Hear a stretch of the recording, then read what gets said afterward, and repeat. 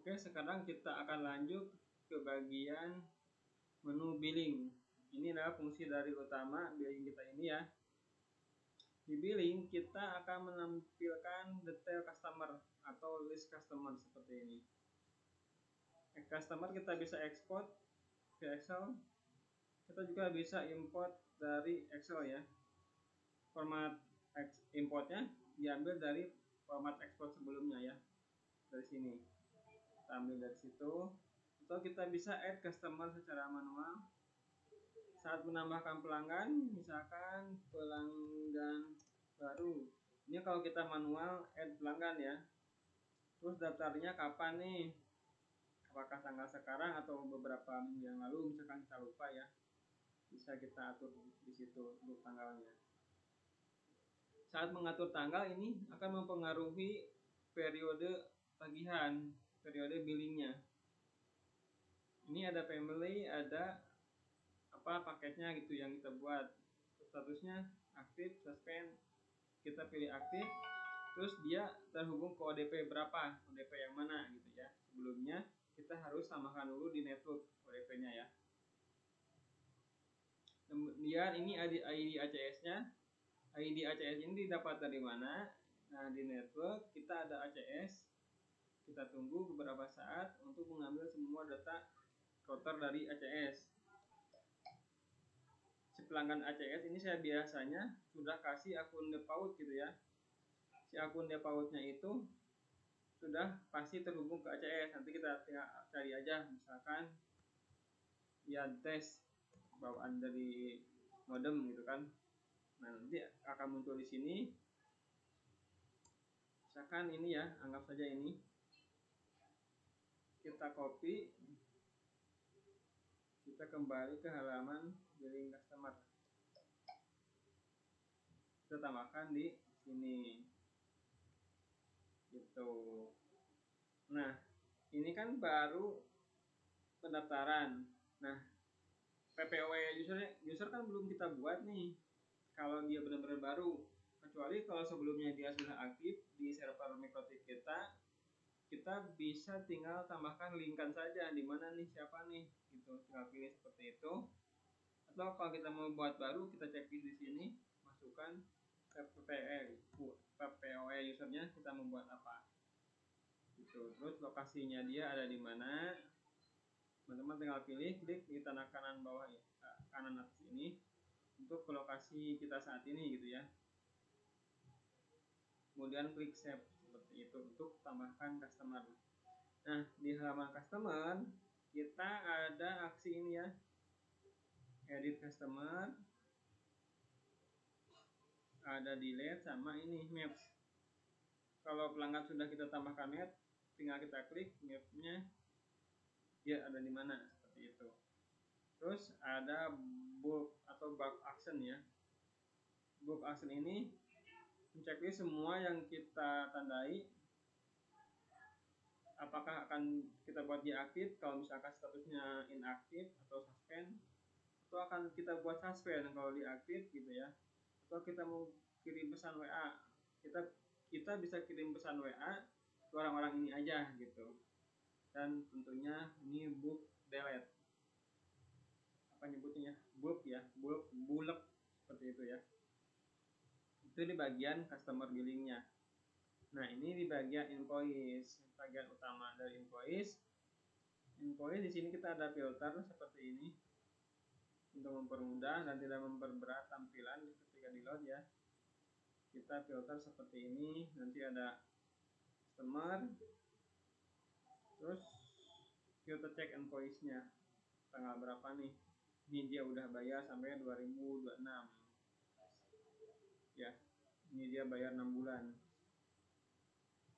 Terus di sini ada detail download invoice.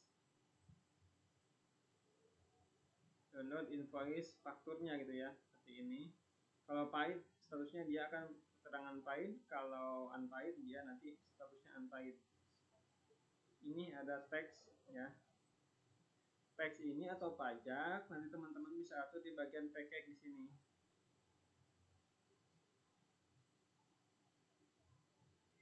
Nah, di bagian package ini Di sini ada taxable, apakah dia si profil ini akan dikenakan pajak atau enggak nih. Kalau dia harganya 50.000 tanpa pajak, ya di billing nanti harganya 150.000. Kalau family ini kena tax nih 150.000 tapi kena tax pajak 11% misalkan. Nah begitu ditagih, invoice-nya aktif, billingnya keluar, berarti nanti billingnya itu adalah 166.500 karena pajak 11%, seperti itu. Ini profil TPOE profil family, ini adalah profil yang disandingkan ke Microtik, seperti itu. Nah di halaman profil package kita bisa tahu nih berapa orang yang pakai package family, berapa orang yang pakai package silver, misalkan seperti itu. Ini ada detailnya di sini ya. Terus sebagai invoice, kembali lagi invoice. Di sini kita bisa create atau generate billing secara manual karena keadaan tertentu, misalkan billing kita ingin hapus dulu ini nih karena salah bayar nih, kita delete, kemudian setelah kita delete kita generate ulang, seperti itu bisa. Kita juga bisa add manual hanya untuk satu. Kalau generate monthly ini semua customer berstatus aktif atau suspend, dia bisa mendapatkan billing baru dalam periode ini. Meskipun di periode sebelumnya dia suspend atau punya tagihan, jadi di bulan ini tetap dibuatkan tagihan. Jadi tagihannya tidak digabung tapi dipisah ya. Terus add invoice ini untuk pelanggan tertentu. Jadi kita sudah tahu nih, saya mau tambahkan invoice untuk pelanggan A. Periodenya kapan nih? Nah, sudah kita tinggal pilih di sini. Kita atur di sini unpaid ya. Tinggal save nantinya. Nah, di menu-menu atau tombol-tombol ini, button ini di invoice itu ada ini tombol checklist atau mark as paid, atau kita buat pembayaran manual. Misalkan ada pelanggan nih yang bayarnya manual ke rekening atau bayar cash ke lokasi kita, ke workshop atau ke kantor kita misalkan gitu ya. Nah, pilih itu, kemudian confirm aja. Nanti berubah statusnya menjadi paid. Terus ini adalah link pembayaran. Link pembayarannya ya.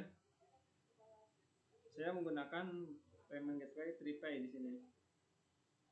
Sama WhatsApp. Kalau dia statusnya unpaid, maka WhatsApp yang terkirim adalah template WhatsApp invoice terbit, seperti itu. Di sini juga bisa download invoice ya, faktur invoice-nya. Terus bisa kita edit juga nih. Misalkan kalau ada tiba-tiba kita ada info ingin memberikan diskon nih, kita tambahkan di sini. Misalkan diskon kompensasi gangguan 2 hari, misalkan kita kurangin aja di sini manual, seperti itu. Ya, itu tujuannya kenapa dibuat bisa diedit ya invoice-nya. Di sini bisa kita filter paid, yang overdue atau paidnya kita bisa filter ya. Filter di sini dan filter di tanggalnya juga. Tentang di rank berapa sampai tanggal berapa, seperti itu. Itu dan tanpa kita menekan ini dan ini juga, billing akan secara otomatis di-generate setiap bulannya. Pada tanggal berapa nih? Itu di halaman pengaturan di setting ya. Nanti ada tanggal berapa nih kita mau generate di billingnya. Oke, seperti itu. Di sini ada halaman transaction. Halaman transaction ini akan merekap semua data transaksi pelanggan, baik itu voucher ataupun pembayaran internet yang via payment gateway, yang pokoknya aktivitas invoice di sini kita tadi, apakah pay manual, cash atau transfer bank, nanti akan dicatat di sini. Ini hampir sama dengan yang di depan nih, yang dashboard sini, tapi ini nggak lengkap. Yang paling lengkap di bagian billing ini di sini.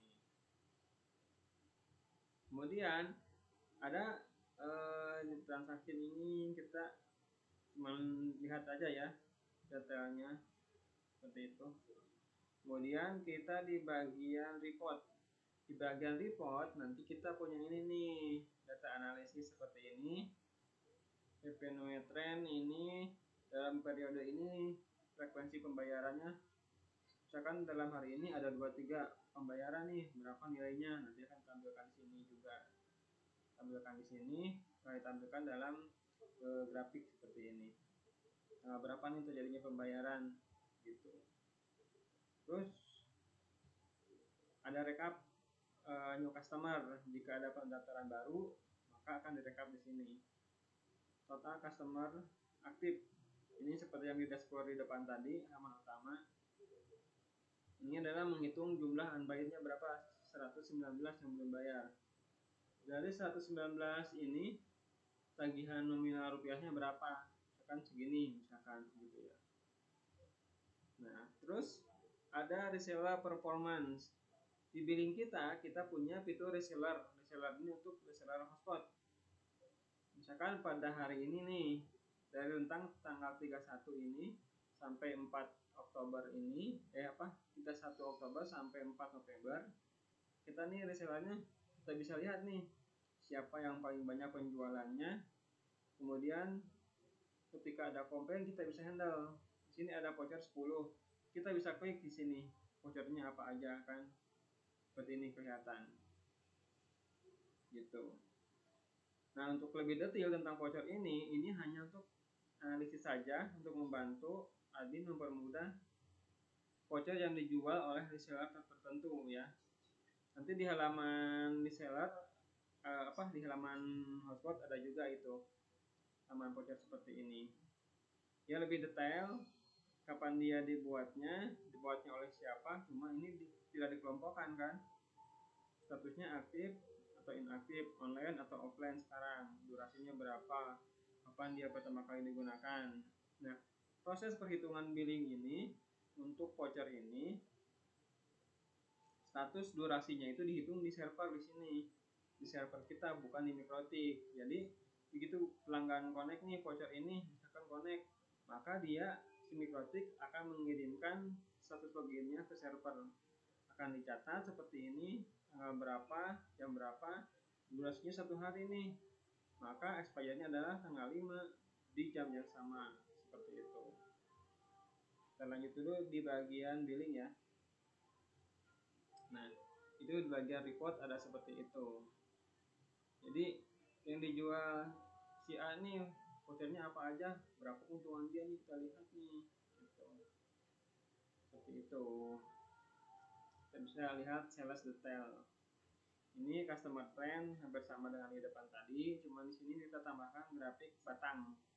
Grafik batang untuk customernya ada berapa nih customer baru gitu. Customer baru ini. Di package di sini terlihat yang menggunakan package pelajar udah berapa customer, family ada berapa customer. Ini seperti halnya di halaman package ini ya. Oke, seperti itu untuk billingnya. Untuk halaman billing kemungkinan hanya itu saja, atau mungkin ada yang teman-teman tanyakan, nanti bisa teman-teman komen di kolom komentar ya. Oke, kita lanjut nanti ke halaman network ini ya. Saya akhiri dulu untuk video ini. Terima kasih. Assalamualaikum warahmatullahi wabarakatuh.